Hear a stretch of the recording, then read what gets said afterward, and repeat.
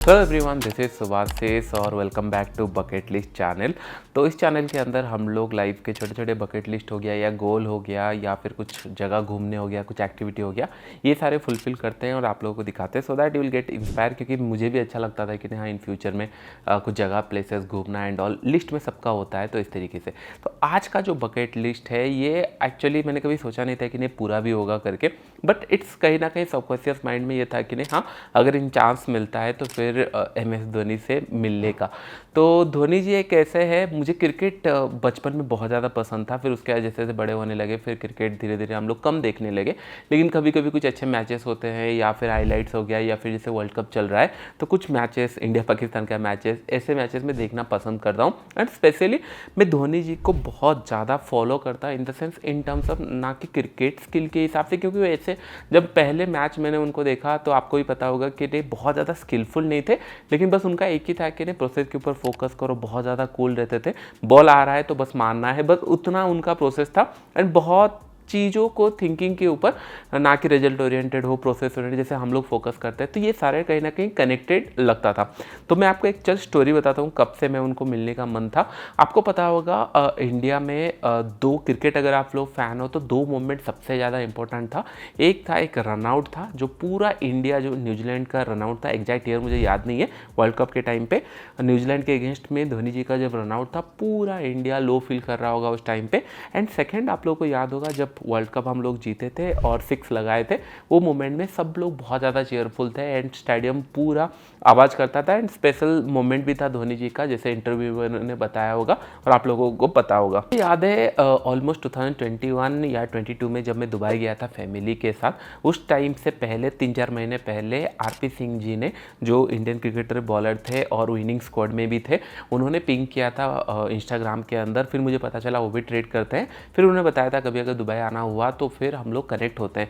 मैं फिर दुबई गया था तो उनके साथ मिला था, वो होटल में आए थे, मिले थे हम लोग। फिर उन्होंने बताया ट्रेडिंग किस तरीके से करते हैं एंड बहुत सारे क्रिकेटर, ट्रेडिंग हो गया या इन्वेस्टिंग हो गया, मार्केट से रिलेटेड है।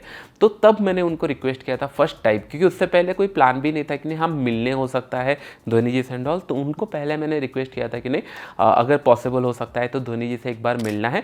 तो बोले कि नहीं धोनी जी से मिलना पॉसिबल ही नहीं है, क्योंकि वो ना फ़ोन रेस्पॉन्स करते हैं, ना फ़ोन सही से मतलब चेक करते हैं, रखते हैं, ना मेल एंड ऑल, तो वो अपने हिसाब से करते हैं। तब ना होता है ना और रेस्पेक्ट थोड़ा सा बढ़ जाता है। जैसे हम लोग भी मार्केट में ट्रेड करते हैं, मैं बार बार बताता हूँ, न्यूज़ एंड ऑल हम लोग नहीं देखते हैं, तो इस तरीके से ना वो और थोड़ा सा कनेक्टेड लगता है कि नहीं हाँ इस तरीके से भी चीज़ें किया जा सकता है। तो इतने बड़े पर्सन होने के बाद, सेलिब्रिटी होने के बाद, क्रिकेटर होने के बाद, विनिंग टीम के कैप्टन होने के बाद भी फ़ोन एंड ऑल बहुत मिनिमल यूज़ करते हैं। तो वहाँ पे मैंने रिक्वेस्ट किया था तो उन्होंने बताया क्रिकेट मैच एंड ऑल अगर आपको टिकट चाहिए एंड ऑल वो सारा हो जाएगा, लेकिन वो पॉसिबल नहीं है। और मुझे क्रिकेट मैच देखने का भी बकेट लिस्ट के अंदर है, इस साल हो नहीं पाया, तो आने वाले टाइम में उसको भी हम लोग पूरा करेंगे। इन द सेंस कई इंपॉर्टेंट मैचेस अगर हम लोग होगा तो देखने जाएंगे। एंड उसके बाद फिर सारी चीज़ें भूल गया था, कूल डाउन हो गया था। एंड उसके बाद रिगी के साथ मेरा कनेक्ट हुआ, क्योंकि ये जो इवेंट था जहाँ पे धोनी जी से मिलना हुआ, ये रिगी का इवेंट था। देखो 1-1.5 साल या 2 साल पहले से रिगी हमारे साथ कनेक्ट होने का कोशिश कर रहे थे, कि वो बोल रहे थे कि ना हमारे पास प्रोडक्ट है, आप टेलीग्राम को मोनेटाइज कर सकते हो, व्हाट्सअप को मोनेटाइज कर सकते हो, बट आपको पता है कि नहीं टेलीग्राम एंड ऑल सारा फ्री था। तो मैंने उनको बताया कि अभी तो कुछ है नहीं, अगर कुछ प्लान बनता है तो मैं आपको बताऊंगा। फिर जब मैंने फ्री वाला स्टार्ट किया, जितने लोग ऑलरेडी एक्टिवली ट्रेड कर रहे हैं, मेरे अंडर अकाउंट खोले हैं, कुछ कमीशन मुझे मिलता है, मैंने सोचा कि नहीं उनके लिए कुछ किया जाए। मैंने ये प्रपोजल लेके फिर वहाँ पे गया, क्योंकि जो मैं पुराना एप्लीकेशन रन करता था बहुत ज़्यादा कॉस्टिंग रहता था। तो फिर मैं सोचा कि नहीं इसको फिर मैं कंटिन्यू नहीं कर पाऊंगा और फ्री में जो मैं चाहता था लोगों को सिखाऊं वो नहीं हो पाएगा। फिर मैंने उनके साथ कनेक्ट किया, रिगी को फ़ोन किया एंड ऑल, जैसे कि नहीं आप अगर बस कनेक्ट हो रहे हो, कुछ बता रहे हो, तो हम लोग करने के लिए रेडी है, मिनिमल कॉस्ट के अंदर, अगर फ्री में भी कराओगे तो भी चलेगा। फिर डिस्कशन हुआ, वहाँ पे उन्होंने प्लान किया, तो मुझे भी समझ में आया कि हाँ चलो इतना मतलब कमीशन मुझे मिलता है तो मैं उनको फ्री में कुछ सिखाऊं लोगों को। एंड फिर एक मॉडल रखे कि नहीं फ्री में कुछ लोग सीखेंगे एंड बहुत सारे लोगों का मेल आएगा अननेसेसरी, तो इसके लिए एक पेड वाला भी रखे कि नहीं एक मिनिमल कॉस्ट के अंदर सब्सक्रिप्शन बेस्ड में भी उन लोग सीख पाए लाइव मार्केट के अंदर या लाइव हम लोगों के इंटरेक्शन के अंदर। ये हुआ। तो उसके बाद फिर और कुछ टाइम के बाद मैंने कनेक्ट हुआ उसके बाद आई थिंक 1-2 महीने या फिर 1-2 महीने पहले धोनी जी उनका कंपनी के अंदर, रिकी के अंदर फिर इन्वेस्ट किए। आप लोगों को आई थिंक न्यूज़ में भी आया होगा, पता चला होगा। फिर उन्होंने बताया अभी 1-1.5 महीने पहले उनका जब प्लान हुआ, ये बैंगलोर के अंदर ताज होटल में था, जब उनका शेड्यूल हुआ, धोनी जी का प्लान हुआ, उन्होंने मुझे मैसेज किया था कि नहीं आप आ सकते हो एंड मिलने आ सकते हो एंड ऑल। मैं अकेले नहीं, बहुत सारे क्रिएटर आए थे। तो यहाँ से ये स्टार्ट हुआ था। फिर मैं बहुत ज़्यादा एक्साइटेड था कि नहीं चलो एटलीस्ट धोनी जी को सामने देखने मिलेगा, दैट टू कि इन पर्सन, और उनसे कुछ बातें मतलब क्वेश्चन पूछे या फिर जो इंटरव्यू देंगे उनसे कुछ सीखने मिलेगा। ओके, तो ये सारे मैं बहुत ज़्यादा एक्साइटेड था। फिर मैंने उनको रिक्वेस्ट किया था कि नहीं अगर होगा तो फोटो एंड ऑल या फिर साइन ऑटोग्राफ एंड ऑल, तो उन्होंने कहा पॉसिबल है, कोई इशू नहीं है, सब लोग वहाँ पर फोटो लेंगे एंड ऑल, ग्रुप फोटो। तो मैं बहुत ज़्यादा एक्साइटेड था। अभी इंपॉर्टेंट ये हो जाता है, मेरे स्टेज के अंदर उनके साथ हैंडशेक किया एंड बात किया।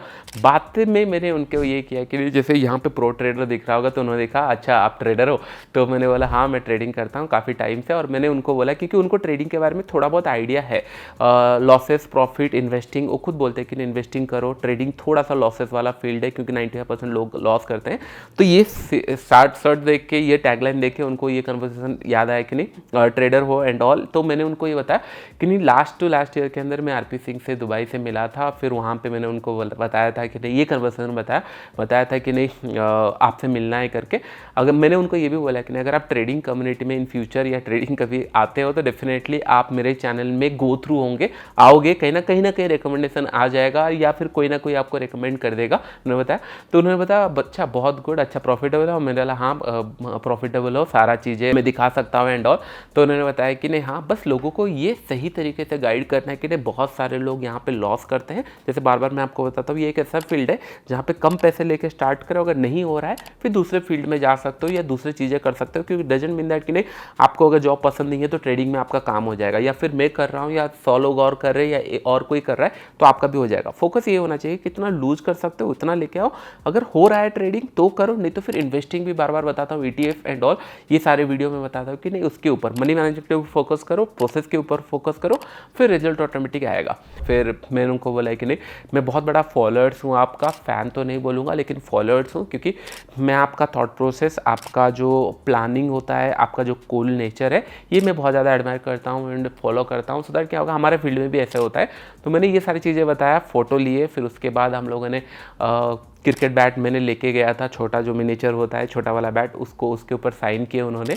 तो फिर कैन नॉट इमेजिन दिन बन गया, और जितने लोग फ़ैन होंगे क्रिकेट के तो उनको पता होगा कि नहीं कितना स्पेशल डे था, और बहुत सारे क्रिएटर थे। फिर वहाँ पे हुआ, उसके बाद फिर नेक्स्ट डे हम लोग का टेडेक्स था, उसके ऊपर अगर आपको वीडियो चाहिए तो डू लेट मी नो, उसका भी एक्सपीरियंस मैं आप लोगों के साथ शेयर करूँगा, क्योंकि ये एक ऐसे बकेट लिस्ट थे।